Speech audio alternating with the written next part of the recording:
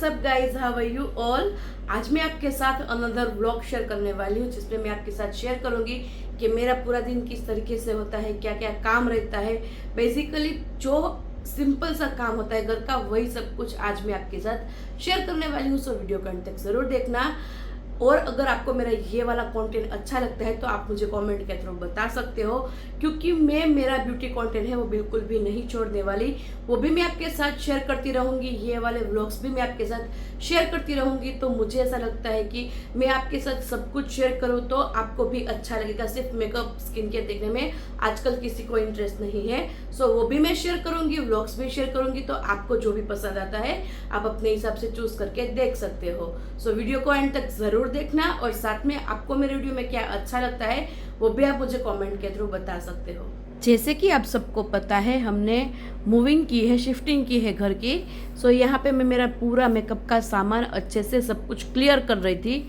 जो भी एक्सपायर था, जो भी यूज़ नहीं करना था, जो भी प्रोडक्ट ख़राब हो चुकी थी, वो सब कुछ मैं साइड में निकाल रही थी। और जो भी अच्छी थी, जो मुझे अच्छे से यूज़ करनी थी, वो सब कुछ यहाँ पे मैं ये बॉक्स में रख रही थी। ये काफ़ी अच्छे बॉक्स है जिसमें पार्टीशन आता है और आप यूज़ कर सकते हो अलग अलग प्रोडक्ट रख के, ताकि आपको भी अलग अलग तरीके से सब कुछ दिखाई दे और उसको यूज़ कर पाओ। उसके बाद हमारे घर पे हमारे फ्रेंड्स का भजिए का प्रोग्राम था, तो यहाँ पर हम सब वही कटिंग कर रहे हैं। मिर्चा, मेथी, धनिया, पुदीने की चटनी, वो सब कुछ हम यहाँ पे अच्छे से सेट करें ताकि वो हम आगे की प्रोसेस कर पाए। उसके बाद का मैंने कुछ भी शूट नहीं किया था। खाने की तैयारियाँ करनी है, तो सबसे पहले मुझे बनाना है कढ़ी।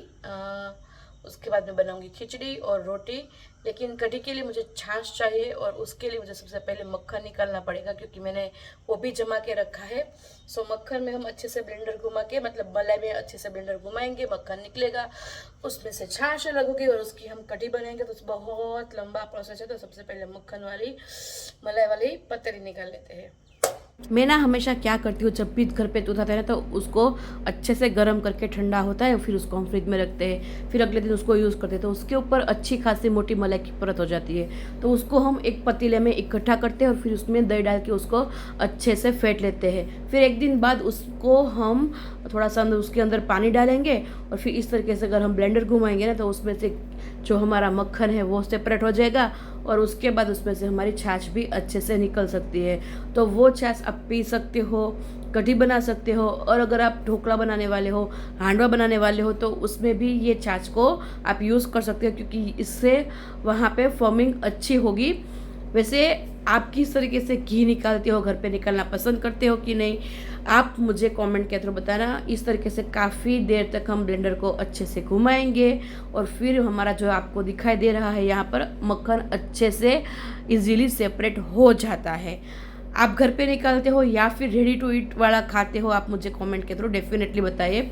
यहाँ पे मैं मक्खन को छाछ से अलग कर रही हूँ, अलग पतीले में डाल रही हूँ, क्योंकि बाद में मुझे उसको वॉश भी करना है। और यहाँ पे छाछ अलग हो जाएगी, तो उसको भी मैं उसके अंदर जो भी मुझे डालना है वो डाल के उसको मैं उबालने के लिए छोड़ दूँगी। तो यहाँ पर मैं मक्खन को सेपरेट कर रही हूँ छाछ में से, ताकि वो अच्छे से गर्म हो जाए, उसमें से घी भी निकल पाए। यहाँ पर अच्छे से दोनों सेपरेट हो चुके हैं। फिर मैंने मक्खन वाले पतीले में थोड़ा सा पानी डाला, वहाँ पर हम मक्खन को अच्छे से मैश करेंगे। मैश यानी कि हम अच्छे से उसको हाथ के साथ में जो उसके अंदर खट्टापन है, जो छाछ है, वो निकालेंगे ताकि वो बिगड़े नहीं, और जो हम उसका घी बनाए उसमें जो किट्टू निकलता है वो भी कम से कम निकले, और घी में भी खट्टी स्मेल ना आए। और हम थोड़ा सा मक्खन भी रखते हैं भाखरी के साथ खाने के लिए, या फिर किसी भी चीज़ में अगर मक्खन यूज़ होता है तो हम घर का ही मक्खन यूज़ करते हैं। ढेर सा मैं हमेशा मक्खन को 2 से 3 पानी में वॉश करती हूँ। 2 से 3 पानी में धोने का मतलब है जब तक पानी हमें ट्रांसपेरेंट ही ना दिखा दे तब तक मैं यहाँ पे इसको वॉश करती रहूँगी। मैं मक्खन हमेशा घर पे निकालती हूँ, तो क्या करती हूँ, एक कांच का बाउल लेती हूँ, उसमें अच्छे से मक्खन ले लेती हूँ, और फिर जब मैंने पिछली बार मक्खन किया होता है वो मक्खन अगर थोड़ा सा बचा हुआ है तो ये वाले मक्खन में मैं उसको ऐड करके गर्म करके घी कर लेती हूँ। और जो नया मक्खन बना होता है ना, उसको अलग निकाल लेती हूँ, ताकि हर बार हमें नया मक्खन खाने को मिले और जो भी पुराना मक्खन हमारा बचा हुआ होता है उसको हम इसमें डाल के उसका घी बना, ताकि वो भी वेस्टेज ना हो, हमें बारी बारी बहुत पुराना मक्खन भी ना खाना पड़े। और इस तरीके से मैं सब कुछ प्रोसेस करती हूँ। ये वाले बाउल में मैं हमेशा कांच के बाउल में ही मक्खन लेती हूँ। इस तरीके से उसको यहाँ पे सेट कर लेती हूँ एंड देन इसके ऊपर ढक्कन रख के इसको अच्छे से फ्रिज में सेट होने के लिए रख देती हूँ। मैं अगर कभी डोसा बनाऊँ या फिर चीला बनाऊँ तो भी आप ये मक्खन का यूज़ कर सकते हो। अगर आपको रोटी के ऊपर घी नहीं लगाना है तो भी आप यही वाला मक्खन भी यूज़ कर सकते हो। और जैसे कि मैंने आपको बताया कि मैं हमेशा पुराना मक्खन इसमें डाल देती हूँ, तो ये वही वाला कांच का बाउल है जिसमें मेरा पुराना मक्खन है। तो इसको मैं ये वाले जो नया फ्रेश मक्खन है ना उसमें डाल दूंगी। ये वाली स्पून से नहीं निकल रहा था तो मैंने यहाँ पे फोक या फिर आई डोंट नो कोई छुरी का इस्तेमाल किया था और उसकी हेल्प से मक्खन को इसमें डाल दिया था। फिर सब कुछ अच्छे से सेट करके उसको मैंने गैस के ऊपर रख दिया था ताकि वो अच्छे से घी बन जाए और आगे की प्रोसेस अच्छे से हो जाए। ये प्रोसेस थोड़ा सा लंबा है बट काफ़ी अच्छा है क्योंकि हमें घर का मिल रहा है खाने के लिए। दैट्स वाई आप घर पे निकालते हो कि नहीं मुझे बताना। मेरी मम्मी ने मुझे जिस तरीके से बताया है उसी तरीके से मैं ये वाला प्रोसेस करती हूँ। आप किस तरीके से करते हो मुझे कमेंट के थ्रू डेफिनेटली बताना, क्योंकि मैं भी अगली बार उस तरीके से ट्राई करना चाहूँगी। यहाँ पे छाछ ले लिए मैंने पतीले में, उसके अंदर थोड़ा सा चने का आटा डाल दिया है। उसमें फिर मैं क्या करूँगी क्योंकि कोई लम्स ना रहे ना, दैट्स वाई मैं इसमें ब्लेंडर चला लूँगी अच्छे से। मुझे जब भी कुछ इसके अंदर इस तरीके से मिक्स करना होता है ना तब मैं हमेशा ब्लेंडर का ही यूज़ करती हूँ ताकि कोई भी लम्स बिल्कुल भी ना रहे। उसके बाद मैंने इसके अंदर थोड़ी सी हल्दी डाल दी, उसके बाद थोड़ा सा नमक डाल दिया, थोड़ा सा कड़ी पत्ता डाला एंड फिर अच्छे से मिक्स करके उसको मैंने उबालने के लिए छोड़ दिया। थोड़ी देर उबलने के बाद मैंने उसमें थोड़ा सा गुड़ डाला था, यानी कि 2 से 3 पीस मैंने इसके अंदर गुड़ के भी डाले थे ताकि खट्टापन ना लगे कढ़ी में। गुजराती में जो कढ़ी होती है ना गुजरातियों की स्पेशल, उसमें आपको अदरक मिर्च भी काफ़ी ज़्यादा मिलेगी, उसमें आपको थोड़ा सा स्वीटनेस भी मिलेगा, उसमें आपको अच्छा सा नमक वाला स्वाद भी मिलेगा। पूरा कॉम्बिनेशन होता है, ऐसा नहीं कि सिर्फ तीखा मिलेगा या फिर सिर्फ स्वीट मिलेगा, नहीं, आपको पूरा कॉम्बो वाला स्वीटनेस का मतलब वो मिलेगा। हमेशा ये मैंने सुना है कि ऐसा लोग बोलते हैं, गुजरात के बाहर वाले हैं वो लोग, कि गुजरात में स्वीट मिलती है सब कुछ चीज़ें, यानी कि सब्जी दाल कढ़ी, ऐसा बिल्कुल भी नहीं है। यहाँ पे एक साइड कढ़ी हो रही है, एक साइड घी गर्म हो रहा है। सो इस तरीके से मैं मेरे पूरे घर का काम करती रहती हूँ।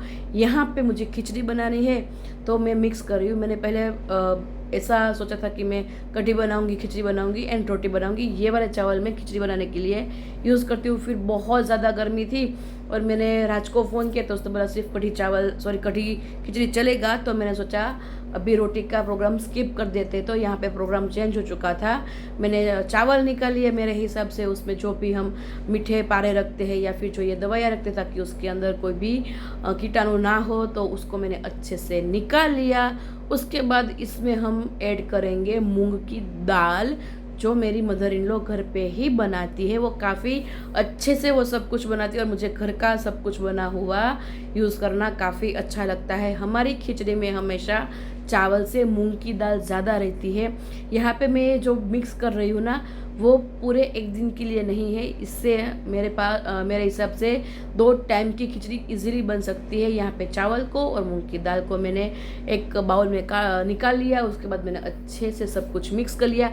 मिक्स मैंने अच्छे से इसीलिए किया ताकि मुझे पता चले कि चावल ज़्यादा है या फिर मूंग की दाल ज़्यादा है, तो हम कुछ ऊपर नीचे कर पाए देर से। फिर यहाँ पे मैंने प्रेशर कुकर निकाल लिया ताकि मैं खिचड़ी को गैस पे लगा पाऊँ। यहाँ पे मैं देख रही हूँ कि मैं खिचड़ी को किस तरीके से कुकर में डालूँ। मेरे पास ना एक कढ़ी के लिए जो चमचा आते हैं ना वो मैं अपने हिसाब के लिए उसको यूज़ करती हूँ। तो ये एक और उसके ऊपर थोड़ा सा और ज़्यादा, तो ये 3 लोगों की आराम से खिचड़ी हो जाएगी। कुकर में निकालने के बाद जो भी बाउल में खिचड़ी बची थी वो मैं साइड में रख दूँगी और जो मैंने कुकर में खिचड़ी निकाली उसको मैं अच्छे से वॉश करूँगी जब तक कि ये पानी भी ट्रांसपेरेंट ना हो, यानी से यानी कि 2 से 3 से 4 बार भी हो सकता है। सो अच्छे से वॉश करना ज़रूरी है, क्योंकि उसको ये हम पूरे साल का साथ में स्टोर करके रखते हैं ना, तो इसके अंदर हम पाउडर डालते हैं, थोड़ी दवाइयाँ भी डालते हैं ताकि ये गंदा ना हो। तो इसको अच्छे से वॉश करना काफ़ी ज़्यादा ज़रूरी है, और बिना वॉश किए हमें खाना भी नहीं चाहिए, क्योंकि आजकल कुछ भी प्योर नहीं मिलता, सबको पता है। दैट्स व्हाई इसको अच्छे से वॉश करने के बाद इसके अंदर मैंने डाला नमक, हल्दी और बहुत सारा घी। इतना ज़्यादा भी नहीं कि वो खाने में चिपचिपाहट लगे मुंह में, बट उतना कि खिचड़ी में घी अच्छा लगे। सब कुछ अच्छे से मिक्स करने के बाद मैंने इसको अच्छे से गैस के ऊपर लगा दिया था। वैसे हमारे यहाँ 2 टाइप की खिचड़ी बनती है। आज मैं जो आपको दिखा रही हूँ ना, ये वाली इसको बोलते हैं सादी खिचड़ी, और जो हम तड़का वाली बनाते हैं जिसमें हम आलू, प्याज, टमाटर, लहसुन और फिर गाजर, कैप्सिकम, मूंगफली जो भी डालते हैं, जो भी डालना चाहे वो सब कुछ डाल सकते हैं, उसको हम बोलते हैं मसाला खिचड़ी, वघारेली खिचड़ी। आप क्या बोलते हो आप मुझे कमेंट के थ्रू ज़रूर बताना। अगर आपको देखना है कि मैं वो खिचड़ी किस तरीके से बनाती हूँ, तो बहुत पहले मैंने उसका एक पूरा वीडियो डाला था। अगर मुझे मिले तो मैं ये वाले व्लॉग में डाल दूँगी, आप एक बार टैप करके देख लेना। यहाँ पे मैंने खिचड़ी को यानी कि कुकर को गैस पे लगा दिया था ताकि वो भी अच्छे से पक जाए। और मैं हमेशा क्या करती हूँ, कुछ भी अगर गैस पे रखूँ ना, खिचड़ी, कढ़ी, घी, तो पहले उसको मैं हाई फ्लेम पे रखूँगी, फिर 1 से 2 मिनट के बाद उसको मैं स्लो फ्लेम कर दूँगी ताकि अच्छे से धीमे आंच पे वो पके। यहाँ पे कढ़ी बहुत अच्छे से पक रही है, कलर भी काफ़ी ज़्यादा अच्छा आ चुका है। फिर मुझे अभी इसको तड़का लगाना है, तो उसकी तैयारियां हम करेंगे। फिर हो गया था भगवान जी की आरती का टाइम, तो यहाँ पे मैं ये जो निवेद्य होता है जिससे हम आरती करते हैं भगवान की, वो ले लिया। भगवान वाले रूम में हम जा रहे, तो चप्पल मैंने बाहर निकाली है, लाइट कर ली, एंड देन हम आरती करने बैठ जाएंगे। मंदिर के नीचे जो आपको एक वार्डरोब जैसा, वार्डरोब तो नहीं, मतलब एक कबाड़ जैसा आपको दिख रहा है, वहाँ पे ही हम सब कुछ रखते हैं। तो यहाँ पर मैं वो जो वाट होती है उसको निकालेंगे, माचिस वगैरह सब कुछ वहाँ पे रखते हैं, और फिर वहाँ पे आराम से बैठ के मैं भगवान जी की आरती भी कर लेती हूँ। और ये सेशन मुझे इतना ज़्यादा अच्छा लगता है, मेरे मन को इतना ज़्यादा सुकून देता है कि मैं आपको वर्ड्स में बता भी नहीं सकती। और आरती करने के बाद मुझे वहाँ पे बैठना भी काफ़ी ज़्यादा अच्छा लगता है थोड़ी देर के लिए। बट क्या हुआ, जिस दिन का ये व्लॉग है ना, उस दिन मैं आरती कर रही थी। जैसे ही आरती मेरी ख़त्म हुई ना, मेरे हस्बैंड भी घर पे आ चुके थे, तो मुझे बैठने का ज़्यादा टाइम नहीं मिला था वहाँ पे। जैसे कि मैंने आपको बताया था कि उस दिन आ चुके थे, तो मैंने यहाँ पे दीवा रख दिया और फिर खड़ी होके मैं दरवाज़ा खोलने जा रही थी। दरवाज़ा खोलते ही आज पहली बार मैं इस तरीके से व्लॉग शूट कर रही थी, तो वो लोग भी मुझे ऐसा बोले कि अगर तू हर रोज़ इस तरीके से व्लॉग शूट करने वाली है तो पहले हमें बता दिया कर। ये है मेरे ब्रदर इन लॉ, पीछे है मेरे हस्बैंड, और दोनों मुझे बता रहे थे कि तू ऐसे सीधा हम पे फ़ोन कि मेरा मत लाया कर, क्योंकि ये पहली बार मैं इस तरीके से शूट करी थी, दैट्स व्हाई। सो वो मुझे यहाँ पे बता था कि उसका फ़ोन भी ख़राब हो चुका है, टच पूरा उसके फ़ोन का निकल चुका था। फिर खाना खाने के बाद, खाना अभी बन रहा था तो थोड़ा टाइम था, तो मैंने सोचा कि कपड़े समेट लेती हूँ, तो यहाँ पर मैं कपड़े समेट रही थी। उसके बाद मुझे कढ़ी का तड़का लगाना था, तो वो सब कुछ मैंने तैयार किया। उसके बाद घी भी बन चुका था, तो मैं यहाँ पे घी को अच्छे से अलग बर्तन में निकाल रही थी ताकि वो थोड़ा सा ठंडा हो जाए, और जो हम बर्नी में भरते ना वहाँ पे हम उसको भर पाए। दैट्स व्हाई यहाँ पे मैं तड़के की तैयारियाँ कर रही हूँ। मैंने तेल लगा लिया है कड़छी में, राई डाल दी, जीरू डाल दिया, एक मैंने पेस्ट बनाया था जिसमें मैंने डाला था कड़ी पत्ता, अदरक और मिर्च। सबको अच्छे से मैंने वो तड़के में डाला, क्योंकि मुझे ऐसा डर लग रहा था कि वो तेल बाहर आ जाएगा, तो मैंने वो कढ़ी के ऊपर ही कड़छी ले ली और फिर वो डाल के अच्छे से सब कुछ मिक्स किया, एंड देन उसको मैंने कढ़ी में डाल दिया। थोड़ी सी रेड मिर्च डाली ताकि अच्छा कलर पकड़े। अभी आप देखना, ये डालने के बाद ना बहुत ही अच्छा सा कलर आएगा। धनिया डाला तो उसका ग्रीन कलर, हल्दी का येलो कलर, और ये लाल मिर्च पाउडर डाला तो उसका red colour. Red yellow green जो कॉम्बिनेशन था, और सच बता रही हूँ मैं, ये वाली कढ़ी ना बहुत स्वाद बनी थी। आप एक बार ज़रूर ट्राई करना। आप किस तरीके से बनाते हो वो भी आप मुझे कमेंट के थ्रू बट डेफिनेटली बता सकते हो। यहाँ पे ये मेरी थाली लग चुकी है, खिचड़ी, कढ़ी, थोड़ी सी पकी हुई केरी, आम और है ककड़ी। अच्छे से निकालने के बाद प्लेटिंग की, हमने भगवान जी को भोग लगाया और फिर हम सब साथ में खाना खाने बैठ गए थे। तो यहाँ पर भी वो मुझे बोलते कि अगर तू हर रोज़ इस तरीके से लेने वाली है तो हमको बोलना, मैं शर्ट पहन के ही रखूँगा। तो मेरे बोला ऐसा कुछ नहीं है, चलता है, हर कोई व्लॉग में इसी तरीके से दिखाते हैं। तो यहाँ पे हम तीनों साथ में बैठ के खाना खा रहे थे। सो यही था मेरा सिंपल सा बेसिक सा व्लॉग, जिसमें मैंने आपके साथ शेयर किया कि मैं पूरा दिन क्या करती हूँ, किस तरीके से घर का काम करती हूँ। आई होप कि आपको मेरा ये वाला व्लॉग अच्छा लगा है।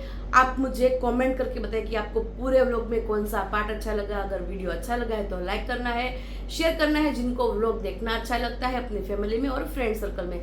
साथ में जिसने भी मेरी चैनल को अभी तक सब्सक्राइब नहीं किया है, प्लीज चाहिए जल्दी से मेरे चैनल को सब्सक्राइब कीजिए, साथ में बेल आइकन को हिट कीजिए ताकि मैं जब भी वीडियो अपलोड करूँ सबसे पहले आपको नोटिफिकेशन मिल जाए।